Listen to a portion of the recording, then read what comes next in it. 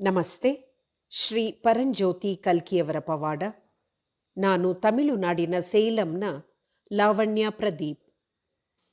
ಕೆಲವು ವರ್ಷಗಳ ಹಿಂದೆ ನಾವು ನಮ್ಮ ಕಾರಿನ ವ್ಯವಹಾರದಲ್ಲಿ ಭರಿಸಲು ಅಸಾಧ್ಯವಾದ ಭಾರೀ ನಷ್ಟವನ್ನು ಎದುರಿಸಬೇಕಾಯಿತು.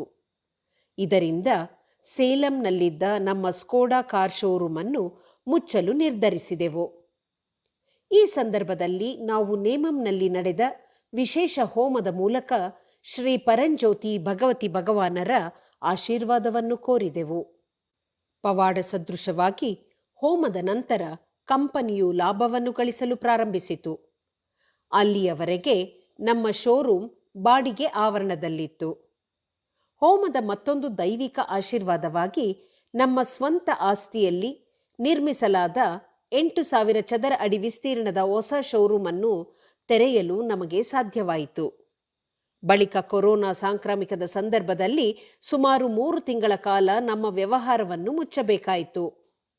ಲಾಕ್ಡೌನ್ ಬಳಿಕ ವ್ಯವಹಾರ ಪುನರಾರಂಭಿಸುವಲ್ಲಿ ನಾವು ಬಹಳ ಹಿಂಜರಿದಿದ್ದೆವು. ಏಕೆಂದರೆ ಸುಮಾರು 1.5 ಕೋಟಿಯ ಸರಿದೂಗಲ ಸಾಧ್ಯವಾದ ನಷ್ಟವನ್ನು ಎದುರಿಸಬೇಕಾಗಬಹುದು ಎಂಬ ಆತಂಕವಿತ್ತು. ವ್ಯಾಪಾರದ ಬೆಳವಣಿಗೆ ಹಾಗೂ ಆರ್ಥಿಕ ಸಮೃದ್ಧಿಗಾಗಿ ಹೋಮದಲ್ಲಿ ಸಂಕಲ್ಪವನ್ನು ತೆಗೆದುಕೊಂಡೆವು.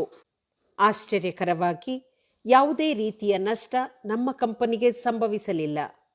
ಮತ್ತೊಂದು ದೈವಿಕ ಅನುಗ್ರಹದ ಫಲವಾಗಿ ಲಾಕ್ಡೌನ್ ಸಮಯದಲ್ಲಿಯೇ ನಮ್ಮ 4 ಕೋಟಿ ರೂಪಾಯಿಗಳ ವ್ಯವಹಾರದ ಸಾಲವನ್ನು ಮರುಪಾವತಿಸಲು ಸಾಧ್ಯವಾಯಿತು.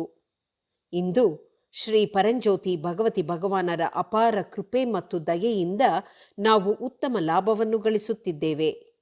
ನನ್ನ ಪ್ರೀತಿಯ ಶ್ರೀ ಪರಂಜ್ಯೋತಿ ಭಗವತಿ ಭಗವಾನರಿಗೆ ಅನಂತ ಪ್ರೀತಿ ಹಾಗೂ ಕೃತಜ್ಞತೆಯನ್ನು ಅರ್ಪಿಸುತ್ತೇನೆ.